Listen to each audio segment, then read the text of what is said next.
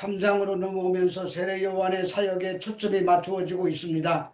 세례 요한이 등장하던 그때는 구약의 말라기 선지자 이후 약 400년의 암흑시대가 있었습니다. 이때는 하나님의 계시도 없고 선지자도 나타나지 않던 칠흑 같은 영적인 암흑시대였습니다. 바로 그때에 세례 요한이 광야에서 회개를 선포하며 나타납니다. 이스라엘은 400여 년간의 암흑기를 거치면서 숱한 고난과 멸시를 당합니다. 헬라 왕 안티오코스 에피파네스 4세가 모세 율법을 폐기하고 성전에서 돼지의 피로 제사를 드림으로 성전을 모독하는 일이 있었습니다. 거기에다가 유대인들이 경멸하던 이듬의 사람인 헤롯이 로마의 신임을 받아 유대왕이 되어 종교적인 탄압이 극심했던 그런 때였습니다.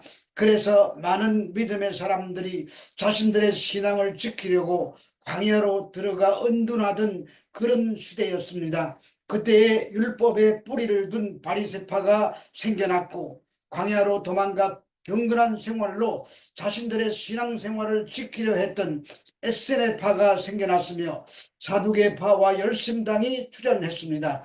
세례 요한이 바로 그때에 광야에 나타나 회개를 선포하는 것입니다. 이 광야는 단순한 의미를 지닌 곳이 아니라 새로운 신앙의 회복을 위한 무브먼트의 현장을 말합니다.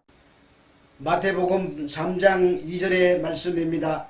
회개하라 천국이 가까워왔느니라 하였으니. 세례 요한의 외침 속에 세 가지 중요한 신학적인 주제가 포함되어 있습니다. 첫째로 회개하라입니다. 이 회개하라는 말은 헬라어로 메타노에이테인데 언약 안으로 돌아오라는 말입니다. 회개는 하나님의 언약을 버리고 떠났던 하나님의 백성들이 하나님과 맺은 언약 안으로 다시 돌아오는 것을 말합니다. 윤리적인 삶, 도덕적인 삶 정도의 수준이 아니라 하나님의 약속과 언약 밖에 살던 삶에서 언약 안으로 돌이키라는 말입니다. 그것이 입으로 회개하는 것이 아니라 전인격적인 삶으로 살아내는 회개를 말합니다. 둘째는 천국이 가까워 왔다고 합니다.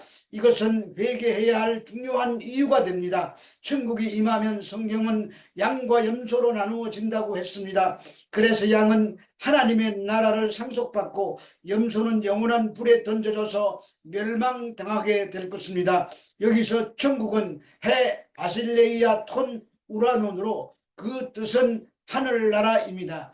이것은 해 바실리아 투 데우인 하나님의 나라와는 구별이 되는 단어입니다. 하나님의 나라는 메시아가 이 땅에 와서 로마 정부의 지배를 끝내고 정치적 평화와 번영을 누리는 유대인들과 제사장들이 기대하는 정치적인 천국을 말합니다. 그런데 하늘나라는 예수의 초림과 순지 십자가의 사건으로 이미 이 땅에 임한 천국을 말합니다. 그리고 장차 그리스도의 재림으로 영원한 천국이 완성될 이중적인 구조를 말합니다. 마태는 그것을 강조하기 위해 하늘나라라는 표현을 의도적으로 사용했습니다.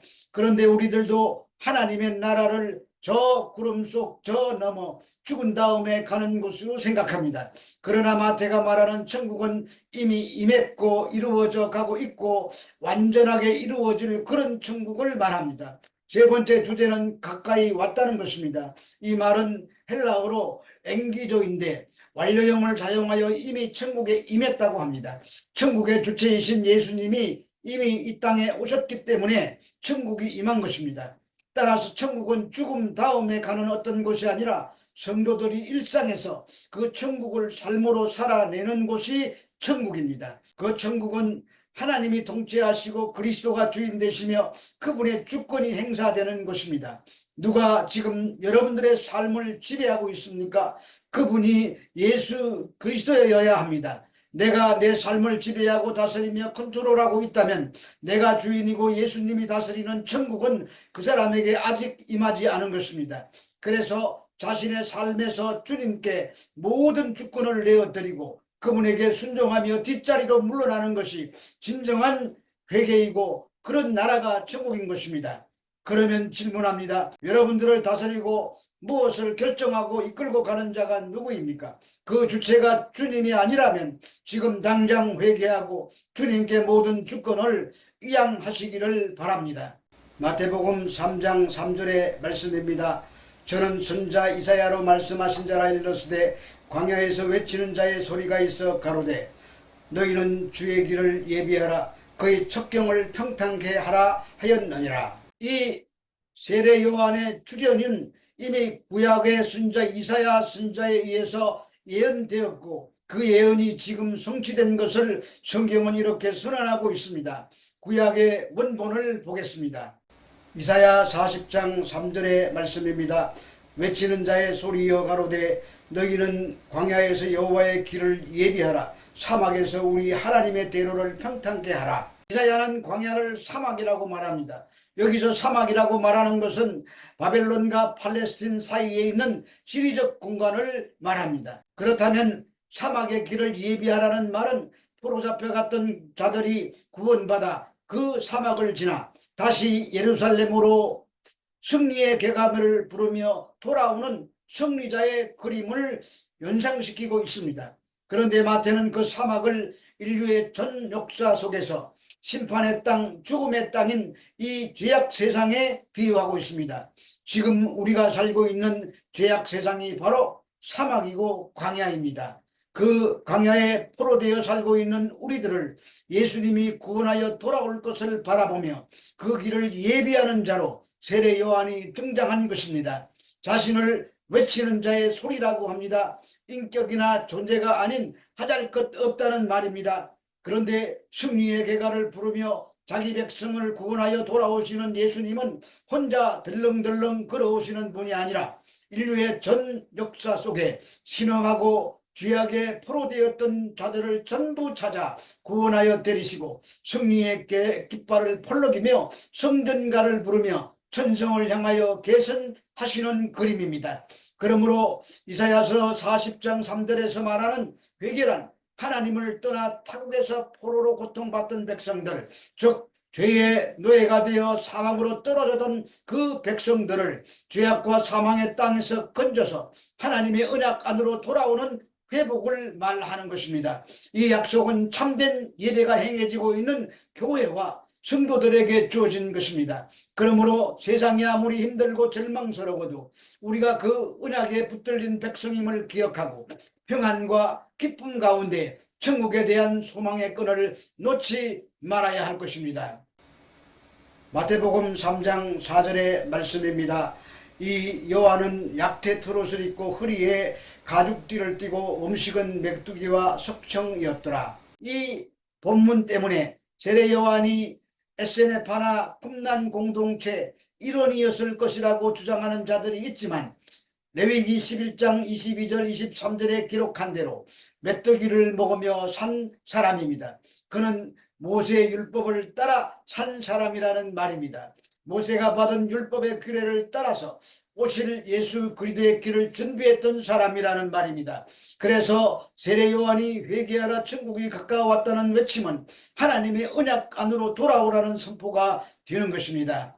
그렇게 요한이 빈들에서 청렴한 삶을 살면서 오직 메시아에 대한 열망을 가지고 살았습니다. 그는 어둡고 캄캄한 시대를 살면서도 시대의 풍조에 흔들리지 않고 오직 오실 메시아를 대망하며 현실을 꿋꿋하게 버텨냈던 것입니다. 이 세례 요한의 외침은 그 시대만을 향해서 외치는 외침이 아니라 오늘날 어둠과 죄악의 세력이 판을 치는 이 시대를 향한 외침이기도 합니다. 그래서 하루하루를 고단하고 지루한 끝도 없는 기약도 없는 매일매일을 버티면서 살아냈던 세례 요한의 모습을 통해 우리들에게도 그렇게 살라는 메시지를 던지고 있습니다. 그것은 그리스도인들이 천국에 소속하고 있지만 여전히 죄악 세상에 살고 있습니다. 그래서 캄캄하고 절망적일 때도 있겠지만 승리의 깃발을 펄럭이면서 다시 오실 주님을 대망해야 한다는 말입니다. 썩어져가는 세상의 원리를 버리고 그리스도인답게 삶을 살아야 한다는 말입니다. 그래서 무의미하고 지루하게 반복되는 일상생활이 얼마나 중요하고 귀중한 것인가를 깨달아야 알아야 합니다. 따라서 그런 생활 속에서도 하나님의 약속을 믿고 그분께로 돌아가는 회개의 삶이 날마다 나타나야 하는 것입니다. 그것은 보이지 않는 안개 같을지라도 그렇게 반복되는 삶이 이어져야 한다는 말이 되는 것입니다. 마태복음 3장 10절에서 11절의 말씀입니다. 이미 도끼가 나무 뿌리에 놓였으니 좋은 열매 맺지 아니하는 나무마다 찍어 불에 던지우리라. 나는 너희로 회개케 하기 위하여 물로 세례를 주거니와 내 뒤에 오시는 이런 나보다 능력이 많으시니 나는 그의 신을 들기도 감당치 못하겠노라. 그는 성령과 불로 너희에게 세례를 주실 것이요 불에 던져지리라 할 때 이 불은 항상 종말론적인 메시지를 담고 있습니다. 그런데 세례 요한은 물로 세례를 베풀었습니다. 그것에는 두 가지 의미가 있습니다. 첫째는 죄에 대한 지적입니다. 그래서 회개를 촉구하는 것이고, 두 번째는 종말의 긴박성입니다. 그 천국의 긴박성을 강조하는 말들은 심판과 연관되어 있습니다. 10절에서 이미 도끼가 나무 뿌리에 놓였으니 좋은 열매 맺지 않는 나무마다 찍혀 불에 던져지리라고 합니다. 이 말은 심판의 긴박성을 말하는 것입니다. 그뿐만 아니라 회개의 긴박성까지도 내포한 말입니다. 그리고 이제 세례 요한은 예수님은 성령과 불로 세례를 베푸신다고 합니다. 세례 요한은 자신이 맡은 역할이 메시아의 오심을 준비하는 선구자적인 역할에 불과한 것임을 자각했습니다. 그래서 예수님을 준비시키고 있는 것입니다. 우리는 성령과 불이 연결되어 있으므로 오해할 수 있습니다. 불같은 성령은 심판을 말합니다. 그런데 불로 충만하게 해달라고 무지한 말을 전에는 했었습니다. 불은 심판을 말합니다. 성령님은 우리에게 믿음을 넣어주시는 사역을 하십니다. 그래서 성령으로 말미암지 않고는 누구든지 그리스도를 주시라고 할 수가 없다고 하는 것입니다. 그런데 성령의 사역을 거부하고 예수를 구세주로 받아들이지 않는 자들에게는 불과 같은 심판이 임한다는 말입니다. 그것이 불로 세례를 베푼다는 말에 참된 의미인 것입니다. 심판이라는 증거가 다음 절에 나오고 있습니다. 마태복음 3장 12절의 말씀입니다. 손에 키를 들고 자기 타작마당을 정하게 하사 알곡은 모아 곳간에 들이고 쭉정이는 꺼지지 않는 불에 태우시리라. 손에 키를 들고 자기의 타작마당을 정하게 하는 것은 심판의 말씀입니다. 여기 키란 알곡을 골라내는 옛날 논기구입니다. 그러므로 성령을 살리는 문으로 불은 심판의 개념으로 사용되고 있는데 그것을 구분하는 도구가 바로 키입니다. 그래서 이런 심판은 누구도 비켜갈 수가 없습니다. 이 말씀은 당시 유대인들에게만 해당되는 말이 아니라 오늘을 사는 우리에게도 해당되는 말씀입니다. 우리가 세례라는 의식을 통해서 교회 안으로 들어왔고 매주 교회를 출석한다고 다 구원받지 못한다는 사실을 깨우치는 말씀입니다. 구원은 성령의 주도적인 사역입니다.